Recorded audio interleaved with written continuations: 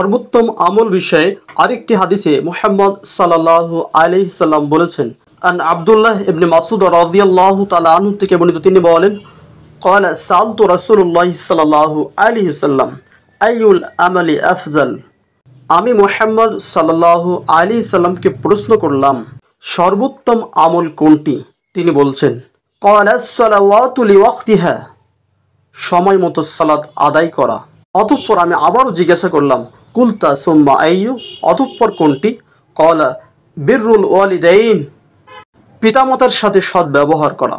অতঃপর আমি আবারও জিজ্ঞাসা করলাম, ক্বালা কুলতা সুম্মা আইয়ু, অতঃপর কোনটি? ক্বালাল জিহাদু ফি সাবিলিল্লাহ, আল্লাহ সুবহানাহু ওয়া তাআলার রাস্তায় জিহাদ করা। যদি রাসূল সাল্লাল্লাহু আলাইহি সাল্লাম বিরক্ত হন, এই জন্য আর প্রশ্ন করলাম না। তিনি বলছেন, সময় মতো সালাত আদায় করা, পিতামাতার সাথে সৎ ব্যবহার করা এবং আল্লাহ সুবহানাহু ওয়া তাআলার রাস্তায় জিহাদ করা।